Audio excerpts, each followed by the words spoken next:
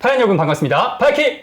아요! 올여름 대작들이 쏟아지고 있습니다. 외계인, 한산, 비상선언, 헌트. 지난 한 2, 3년간이 워낙 극장 상황이 안 좋았던 그렇죠. 코로나 때문이죠. 어떻게 생각하면 이제 극장 부활의 어떤 신호탄이기도 하고 그렇습니다. 영화 팬들 입장에서는 네. 반가운 소식일 거고요. 설렙니다. 네, 보통 이제 이 한국 영화 4편을 올여름 이제 4대 대작이라고 보통 말을 빅4. 하는데 네, 그중에서 오늘은 비상선언을 다루도록 하겠습니다. 빨리 여러분께 또 워낙 또 관심이 큰 영화인 것만큼 가급적인 스포일러 없는 선에서 여러분께 영화의 어떤 느낌들을 전달해 주는 것을 오늘 목적으로 삼고 있습니다. 네, 오늘도 역시 평론가님은 영화를 미리 보셨고요. 저는 예고편만 10번 정도. 더 잘할 수도 있어요. 예고편이 그래요? 가장 중요한 게 담겨 있으니까. 이 영화는 영화의 특성상 뭐라고 할까요? 이렇게 전혀 영화의 내용을 안 다루면서 이렇게 애둘러 가기가 어렵습니다. 뒷부분에 가서 어떤 중요한 이야기를 하게 된다면 그걸 제외하고는 사실은 스포일러를 안 하려고 노력할 거고요. 저는 예를 들어서 예고편에 보이면 스포일러가 아니라고 생각하고요. 영화의 초반부에 나오는 상황은 스포일러가 아니라고 생각하거든요. 그런 부분에서 이 영화 속에서 범인과 관련된 상당한 얘기들은 해도 상관이 없어요. 왜냐하면 그게 다 초반부에 진행이 되니까. 누구지 다 알죠. 자, 그럼 본격적으로 비상선언. 이 어떤 영화인지 알아보겠습니다. 예능을 보면 유재석, 강호동 씨가 국민 MC가 된 이후에 투샷을 잘 못 보게 되었잖아요. 근데 이 영화 네네네. 주인공만 7명인데 그 중에서도 네. 송강호, 이병헌, 전도연 이 3명의 조합을 굉장하죠. 어디서 볼까요? 네.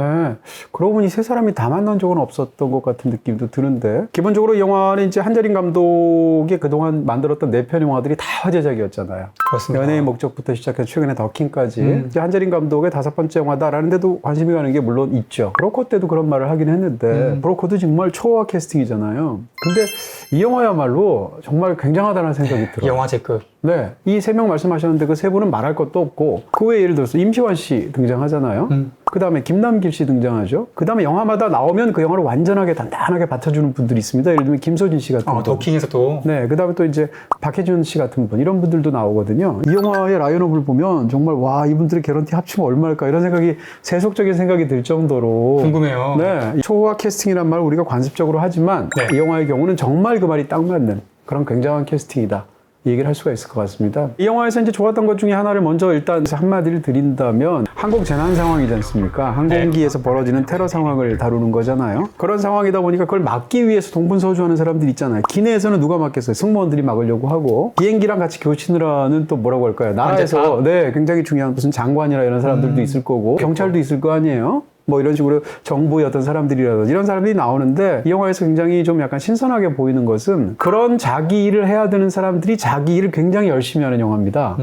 어떻게 생각하면 극중에 등장하는 한 중요한 인물이 이런 말을 하게 되는데 저는 그냥 제 할 일을 열심히 하는 공무원일 뿐입니다 라는 말을 하는데 우리가 그런 공무원 너무 보고 싶잖아요. 맞아요. 보통 좀 착한데 답답한 빌런들이 존재하기 마련이잖아요. 뭐 착하지 않을 수도 있잖아요. 심지어는 무슨 그렇죠. 약간 좀 다른 생각을 갖고 있는 사람들이 일부러 그런 것을 어긋나게 한다거나 이런 경우들도 있는데 기본적으로 막는 사람들이 최선을 다해서 나름대로 막으려고 해요.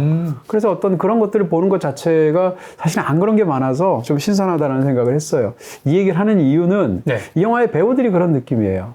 이 영화의 배우들이 자기한테 맞춰진 일을 네, 승무원이든 공무원이든 충실하게 자기 일을 해내는데 사실 이 배우들이 다 역량이 뛰어나잖아요. 대한민국에서 가장 연기 잘하는 배우들이잖아요. 약간 아쉬운 면도 있겠네요. 바로 그 점입니다. 배우들의 연기들이 당연히 신뢰감을 주고 제 몫을 단단히 하는 그런 프로페셔널들의 연기죠. 그럼에도 불구하고 연기적인 측면에서 이 영화를 보면서 와, 저 연기 혹은 와, 저 캐릭터 이런 느낌은 잘 안 들어요. 또 한 가지는 이제 이런 그 초호화 캐스팅 중에서 상대적으로 예를 들면 임시완 씨 같은 분이 돋보일 수밖에 없어요. 임시완 씨를 그런 그 항공기 테러를 일으키는 빌런으로 삼았다라는 게 어떻게 생각하면 굉장히 신선한 캐스팅이죠. 임시완 씨는 얼굴이 너무 선하잖아요, 일단. 그러니까요. 네, 그 다음에 또 배우 이미지나 갖고 있는 어떤 느낌도 굉장히 신뢰감을 주면서 그런 쪽이잖아요. 장그래. 근데 그런 사람을 예를 들면 이런 그 악당의 역할을 맡기게 된다면 그거 자체가 굉장히 어쨌건 한편으로는 갸웃할 수도 있지만 다른 한편으로는 신선할 수 있잖아요. 그런 캐스팅이에요. 네. 그리고 임시완 씨는 제 몫을 했다고 생각합니다. 그리고 이제 또 한 가지는 양축이 한쪽에 비행기 바깥에서는 송강호 씨가 있고 비행기 안에서는 이병헌 씨가 있는 거예요. 근데 이병헌 씨의 연기가 굉장히 독특한 것은 그냥 단순한 그런 어떤 것을 막으려는 영웅적인 모습만 보여주는 게 아니고 인간적인 결함이 있어요, 이 사람은. 그리고 뭔가 약간 이 사람은 삑사리도 있어요, 극 중에서. 또 그런 연기를 이병헌 씨가 굉장히 잘하거든요. 그런 측면에서 약점과 강점을 함께 가진 보통 사람, 그렇지만 그 비행기에서 꼭 필요했었던 단 하나의 사람, 이런 사람으로 이병헌 씨가 이 제 역할을 해내죠. 그리고 송강호 씨가 바깥에서 뭐라고 할까요? 본인의 아내는 비행기에 탄 상황이에요. 그 상황에서 본인은 경찰팀장이에요. 그런 상황으로 사건을 해결해야 되는 공적인 임무가 있고 자기 아내가 탔으니까 거기서 항공기가 테러로 만약에 공중에서 어떻게 되면 정말 끔찍하잖아요. 절박하죠. 그런 개인적인 절박함이 있단 말이에요. 이 양자 모두 사이에서 동분서주하는 경찰팀장으로 송강호 씨가 나온다 그러면 어떻게 잘 해내실지는 우리가 상상이 되잖아요. 그런 측면에서 이 양대 축이 있다. 그리고 나머지 것들이 굴러간다. 이렇게 전반적인 이 배우들의 상황을 얘기할 수 있을 것 같습니다. 또 혹시 돋보이는 배역이 네. 있었나요? 저는 이제 김소진 씨가 굉장히 훌륭한 배우라고 생각하는데요. 이 영화의 배우들이 다 훌륭하지만 네. 상대적으로 덜 주목받는 배우니까 사무장으로 나오게 되는데 사실은 뭐 특별한 그런 튀는 어떤 드라마가 있지 않아요. 그럼에도 불구하고 이 배우가 갖고 있는 어떤 뭐라고 그럴까요? 이 기본적으로 공감 같은 것을 굉장히 잘 전달하는 배우이고 또 그런 부분에서 사실은 이 영화 속에 등장한 아까 말씀드렸던 자기 일들을 제대로 하는 사람의 어떤 핵심적인 사람으로 영화에서 굉장히 도드라진 측면이 있고요. 또 김남길 씨도 영화에서 이제 과거의 어떤 사건과 관련해서 이제 이병헌 씨와의 사이에서 앙금이 남아있는 그런 캐릭터를 연기하게 되는데 아, 그 둘이요? 네. 어떤 김남길 씨가 주는 또 김남길 씨도 사실 영화에 등장하게 되면 굉장히 잘 어울리게 되는 어떤 부분들이 있거든요. 그런 면에서도 사실은 이 영화의 배우들이 훌륭하다라는 것은 말할 필요가 없어요, 사실은. 기본적으로 이 영화는 항공재난 영화이고 네. 드라마, 수사, 그리고 정치적인 막 대립도 보이는 것 같은데요. 이 영화가 가진 장르적인 특성이 어떤 게 있을까요? 이런 영화를 이제 우리가 보통 재난 영화라는 어떤 장르, 더 크게는 이제 스릴러라는 장르 속에 넣잖아요. 항공 재난 영화라고 했을 때 우리가 떠오르는 몇 편의 영화들이 있습니다. 네, 에어포스 원, 비교적 최근에 이제 논스톱 같은 영화. 리암 니슨. 네, 그런 영화를 떠올릴 수도 있고요. 그리고 이제 비행기는 아니지만 예를 들면 유사한 상황으로 터널 같은 영화를 떠올릴 수도 있어요. 왜냐하면 비행기도 사실은 움직이고는 있지만 기내에서 나갈 수가 없잖아요. 갇힌 어떤 폐서 공포를 다루게 되는데 그런 측면에서 비슷하고 또 경우에 따라서 이제 부산행을 떠올리시는 분도 네, 있죠. 제일 많이 떠오르시더라고요. 네, 그런 어떤 여러 가지 측면에서 이 영화의 어떤 장르적인 부분이 있을 것이다라는 건데 항공 재난 영화에서 우리가 일단 보기를 원하기도 하고 자주 구사하는 것 중에서 인상적인 부분들이 있을 거 아니에요, 장르적으로. 이 영화에서 이제 가장 그런 쪽으로 시각적으로 저한테 인상적이었던 건 항공기가 360도로 회전하는 상황이 있을 수 있잖아요. 빙글빙글. 물론 이제 어마어마한 뭐 추락이거나 이런 비슷한 어려운 일이겠지만 그런 위기 상황이겠죠. 근데 네. 그 상황에서 항공기 세트를 굉장히 잘 활용을 해서 실제로 360도로 회전시켰다는 거 아니에요? 짐볼로. 네, 그러다 보니까 이제 이 뭐라고 할까요? 배우들 입장에서 180도로 항공기 세트가 돌아가면 머리카락이 아래로 떨어질 거 아니에요, 중력 때문에. 네. 그럴 때 어떤 배우가 피도 거꾸로 쏠리면 표정도 바뀔 거고, 그랬을 때 그 배우들은 중요 배우일 수도 있지만 엑스트라일 수도 있잖아요. 근데 그런 사람들의 표정이나 이런 게 너무 리얼해요. 왜냐하면 실제로 리얼하니까. 그렇죠. 그럴 수밖에 없죠. 네. 네. 그 다음에 이제 그 안전벨트 같은 걸 제대로 안 하고 있는, 그리고 사람들을 이렇게 케어하기 위해서 복도에 있었던 사람이면 갑자기 뒤집히면 어떻게 되겠어요? 천장으로 떨어지지 않겠어요? 진짜 위험하겠네요. 바닥이 천장이 되니까. 네. 근데 그런 게 영화에서 묘사가 돼요. 그래서 쿵쿵 천장으로 떨어지는데 이런 장면들이 사실은 이제 항공재난 영화를 많이 본 저 같은 사람 입장에서도 굉장히 영화에서 기술적으로나 뭐 네. 배우들의 표정이나 이런 것들이 굉장히 리얼해서 저런 건 장르적으로 참 굉장히 큰 강점이다 이런 생각들을 했고요. 그 다음에 이제 당연히 항공기 안에서 벌어지는 상황이니까 상황이 급변함에 따라서 뭐 기술을 돌린다거나 이런 일들이 있잖아요. 그랬을 때 기술을 돌리게 되면 태양의 위치도 바뀌게 되고 하니까 창밖에서 태양이 쫙 이렇게 빛이 들어온단 말이에요. 그런 것을 연출적으로 굉장히 강조해서 슬로우 모션으로 각각 사람들의 어떤 표정에 비치는 절망적인 표정 같은 것을 굉장히 슬로우 모션으로 방점 찍히듯이 보여주는데 이 영화에서 이제 심리가 굉장히 중요하니까 그런 것도 굉장히 인상적이다 이렇게 말씀드릴 수가 있고요. 근데 이제 이 항공 재난 영화라는 장르에서 볼 때 이 영화가 굉장히 독특한 스스로가 설정한 위치가 있어요. 항공 재난 영화 하면 떠올리는 어떤 몇 가지 것들이 있지 않습니까? 비행기 안에서 그 항공기를 탈취하기 위한 테러범들과 탈취를 막기 위해서 막으려는 어떤 뭐 보안 요원이나 아니면 승객이나 기장들의 싸움 같은 그런 액션들이 있잖아요. 이 영화에 그게 없어요. 왜냐하면 애초에 설정이 그렇습니다. 그건 이 영화의 결함이라기보다는 이 영화의 선택이에요. 이제 그래서 오늘 이 영화에 대한 전체적인 평가는 그 부분에 관해서 얘기할 수밖에 없을 텐데 첫 번째는 이 영화는 기본적으로 범인이 누군지를 1분 만에 보여줍니다. 아까 말씀드린 대로. 임시완이죠. 그 다음에 이 임시완 씨는 극 중에서 어떻게 행동을 하냐면 나 범인이야라는 걸 알리고 싶어서 막 그 스스로가 막 얘기하고 싶어하는 스타일에 어떻게 생각하면 굉장히 철없는 소년 같은 스타일이란 말이에요. 그러다 보니까 비행기 올라가기 전에는 영어로 자기가 항공기 테러를 할 것이다라는 영상도 올렸고 네, I'm gonna attack. 영화의 상황에서는 그 다음에 가가지고 티켓을 사는데 사람 제일 많이 타는 비행기가 뭐예요? 물어보면 이상하잖아요. 완전 관종이에요. 네. 그 다음에 이제 비행기를 타게 되고 비행기 안에서도 예를 들면 그 비행기를 탄 상황에서도 본인이 자기의 정체를 감추려고 특별히 노력하지 않아요. 물론 하긴 하지만 그런 네. 측면에서 이 영화에서는 누가 범인이야? 후더닛이라는 말 있지 않습니까? 스릴러에서 굉장히 중요한 일종의 미스터리죠. 범인을 추적한다는 것은 스릴러에서 굉장히 중요한 기능이고 논스톱 같은 항공 재난 영화를 봐도 거기서 범인이 누군지 모르는 걸 가지고 한동안 시간을 굉장히 오래 끈단 말이에요. 네, 오해도 받고. 그거 자체가 굉장히 재밌는 거거든요. 스릴러를 추동하는 두 가지 어떤 장르적인 동력이 있다면 하나는 미스터리고 하나는 서스펜스란 말이에요. 근데 미스터리를 스스로 버렸어요. 다른 쪽으로 자신이 있거나 다른 쪽으로 뭔가 할 이게 있는 거죠. 그게 무엇인가가 이 영화의 이제 핵심이에요. 그런 측면에서 발화점이 굉장히 빠르고 시작하자마자 범인이 누군지를 알고 범인과 관련된 어떤 상황들이 사실상 영화의 전반부에서 종료가 됩니다. 이 영화가. 그런 부분에서 사실상이라는 표현을 쓰게 되는데 그런 측면에서 중요한 어떤 이 영화의 어떤 위치를 말할 수 있을 것 같고요. 또 한 가지는 이 테러가 일반적으로 우리가 보통 비행기에서의 테러는 이제 그 뭐라고 그럴까요? 조종관을 놓고 싸운다든지 이런 부분들이 많잖아요. 이 범인은 비행기를 탄 상황에서 요구 조건이 없어요. 항공기 안에서 액션이 벌어질 필요가 없어요. 왜냐하면 항공기에 타서 가루 형태로 되어 있는 영화의 초반에 이제 그런 것들은 다 알려져 있으니까 역시 스포일러가 아니죠. 그 바이러스를 뿌리기만 하면 그다음부터는 이 범인은 할 일이 없고요. 이 사람은 공멸만 반하는 사람이에요. 뿌린 다음엔 자기 일이 다 끝난 거예요. 그리고 항공기 안에서도 예를 들어서 그 조종관 같은 것을 탈취하려고 할 필요도 없어요. 생화학 테러이기 때문에. 그렇죠. 그런 측면에서 이 영화 속에서는 범인과 혹은 범인을 제압하기 위해서 승객이나 어떤 다른 영웅적인 활동을 하는 사람들 사이에 있었던 추리 게임이라던가 혹은 액션 대결이라던가 이런 것들이 없죠. 이것은 이제 굉장히 재밌는 설정이죠. 왜냐하면 장르 영화에서는 포기하기 어려운 굉장히 큰 장점인데 이걸 스스로 포기했단 말이에요. 그런 측면에서 이 영화의 그 착점, 어떻게 보면 항공 재난 영화로서 우리가 기대하는 것들은 사실상 이 영화의 1시간 앞에 전반부에 다 있어요. 근데 이 영화가 2시간 20분이잖아요. 그럼 나머지 1시간 20분 동안 뭘 할 것인가? 거기에 대한 평가에 따라 이 영화에 대한 평가가 다를 수밖에 없겠습니다. 네, 그러니까 더킹을 또 되게 인상적으로 봐서 네. 되게 스타일리시하게 비주얼이나 사운드 같은 걸 잘 활용하셨잖아요. 아까도 말씀 주셨지만 추가적으로 혹시 또 멋있게 보신 장면 있으신가요? 이 영화는 기술적으로는 별로 걸리는 게 없습니다. 뭐 촬영부터 시작해서 뭐 음악이나 등등등 다 대한민국의 1급 스탯들이고요.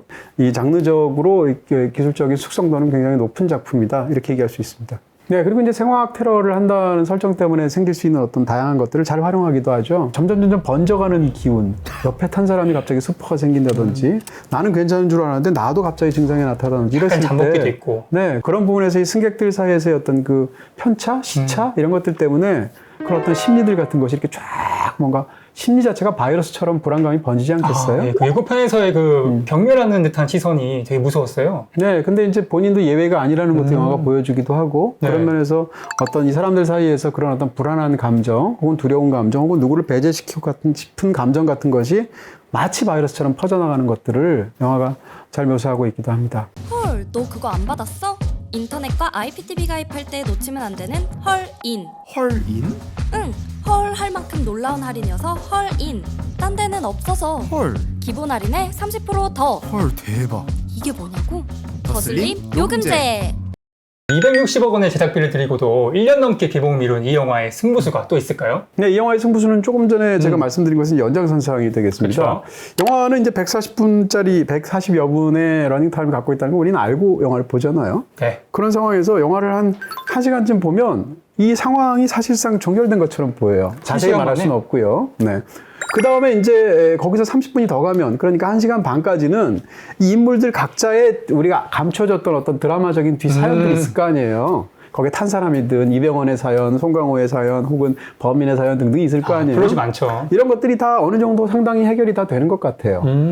가만히 있어봐. 이 영화가 50분이 남았는데 다 끝난 것 같아요. 네. 뭐지? 라고 생각하는데 영화는 제일 중요한 게 어디겠어요? 뒤에 3분의 1이 영화가 제일 중요하잖아요, 보통. 하이라이트죠. 그럼 그것이 뭘까라는 건데 그것이 이 영화의 이제 승부수죠. 그것은 뭔가 하면 이 영화에서 사회 드라마라는 겁니다. 아, 이 영화는 거기를 사실상 영화적인 중심으로 삼았습니다.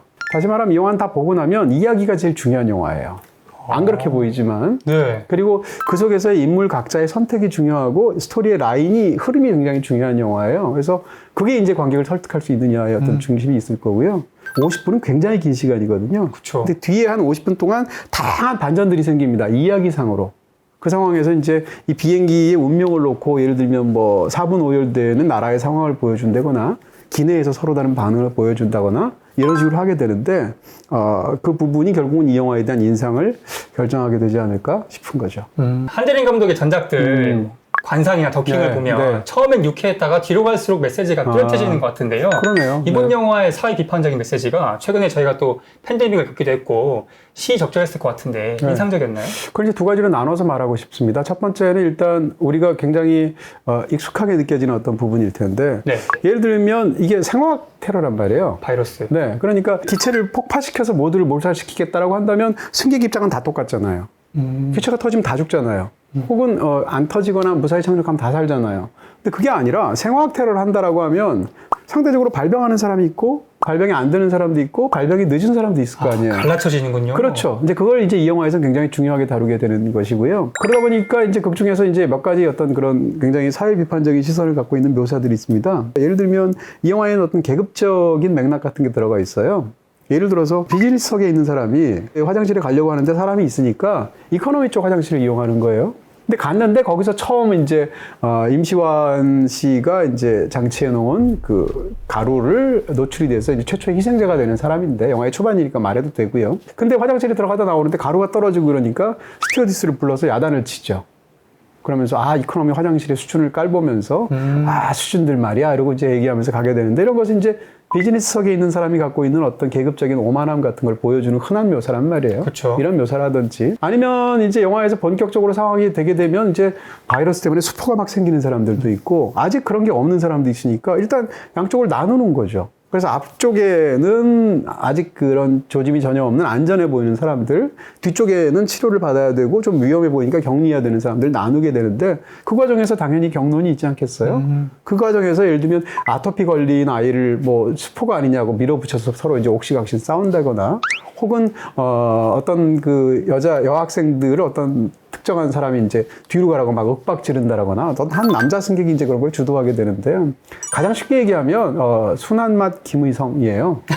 그 상무님. 네네. 그러니까 부산 영화를 보시게 되면 그 김의성 씨가 해낸 그런 굉장히 엄청난 악역이 있잖아요. 순한 맛이 다행이네요. 근데 지금 말씀드렸던 이런 부분들을 보면 일단 부산행이 떠올 수밖에 없어요. 그러네요. 근데 솔직히 얘기하면 이건 부산행만이 갖고 있는 오리지널리티는 아닙니다. 왜냐하면 재난 영화에서는 이런 설정들이 너무 많고 수십 년 전에 무슨 70년대에 나왔던 타워링 같은 영화에도 이런 부분이 다 있어요. 그것보다 이제 이 부분과 관련돼서 조금 더 큰 아쉬움은 그게 굉장히 피상적이라는 거죠. 아까 말씀드렸던 그 비즈니스와 이코노미석 사이에서의 어떤 계급적인 오만함을 드러내는 이런 것들은 사실은 그 자체가 사회 비판적인 맥락을 갖고 있죠. 부자들의 어떤 그런 그 예의 없음이나 뭐 이런 것들 공격하는 거잖아요. 사실은 계급적인. 근데 그게 이 영화에서 제대로 작동한다고 보기가 어려워서 어떻게 보면 굉장히 얄팍하게 느껴지죠. 표현하는 방식이 뭔가 새롭지는 않네요. 관습적이라고 말해야겠죠. 그러니까 피상적이거나 관습적인 어떤 사회 비판적인 부분들이 이 영화에 굉장히 많다. 그러니까 보고 나면 모르고 있었던 우리 자신의 어떤 어두운 부분을 찔리는 것 같은 느낌을 받는 그런 묵직함이 있는 것이 아니라 그냥 사회 비판적인 제스처들로 훑고 지나간다라는 느낌을 주죠.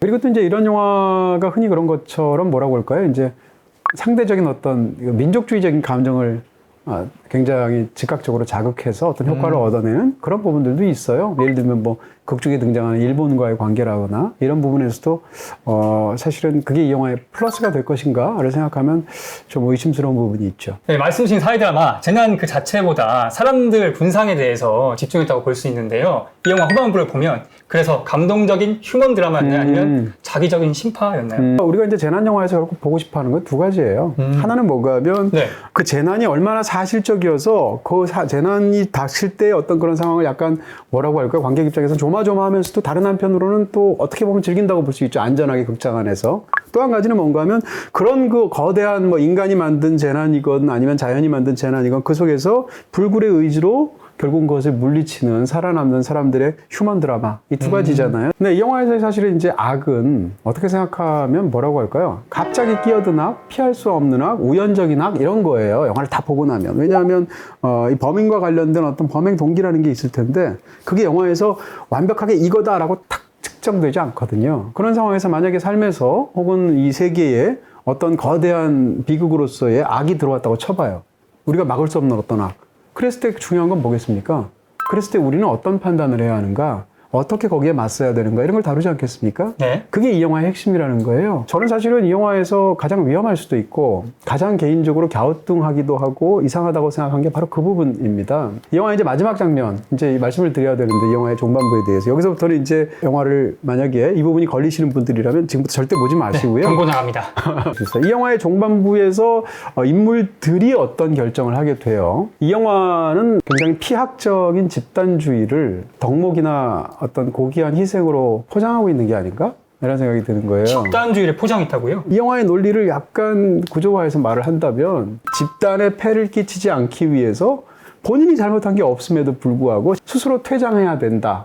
혹은 스스로 퇴장하는 결정을 내리는 것을 굉장히 아름다운 희생이나 감동으로 포장한 게 이 영화의 이야기다라고 말할 수 있어요. 저는 이 영화의 후반부에 특히 한 20, 30분의 상황을 보다 보면 이걸 관객들이 받아들이면서 감동으로 받아들일까? 일단 저는 전혀 감동스럽지 않고 오히려 위험하다고 생각했고요. 지나치게 피학적이고 지나치게 개인의 어떤 자유나 권리나 인권이나 이런 것보다는 그 개인이 속한 집단의 안위를 위해서 소수였던 상대적인 약자들은 스스로 희생을 감내해도 된다.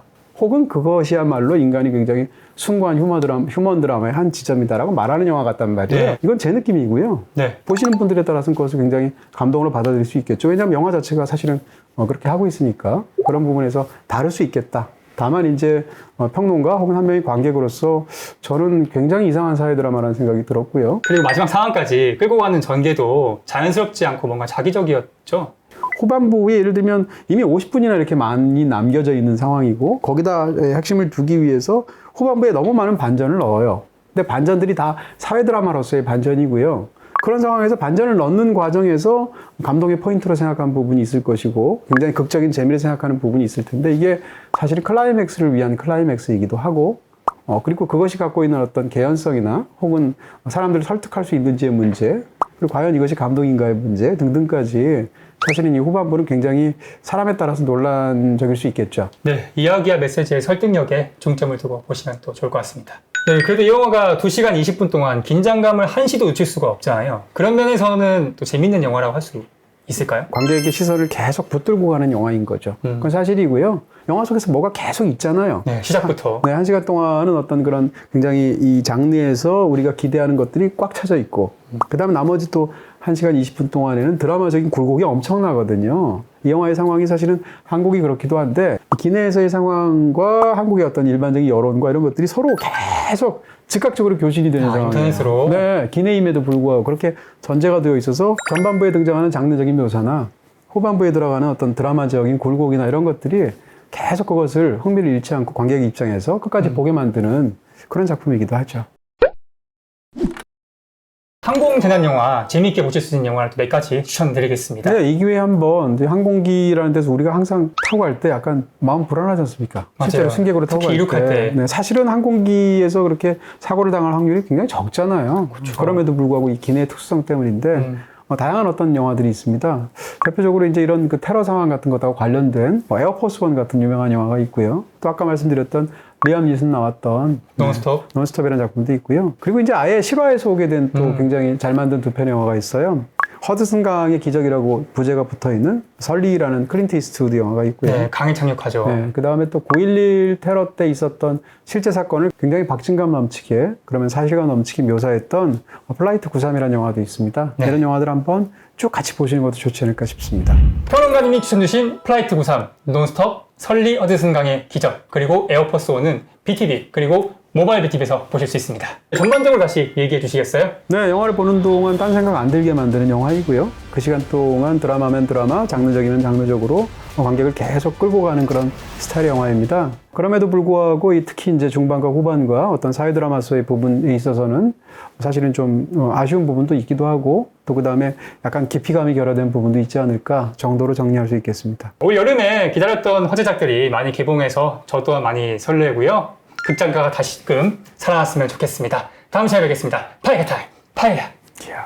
제가 영화를 다 챙겨볼 수 있었던 비결은 바로 플레이챗. 회사의 모니터도 펜션 구형 TV도 모두 스마트이죠. 통화 검색부터 시청까지 플레이챗 하나로. 홍현 매니저. 네. 회사에서 뭐해? 아닙니다 팀장님. 어?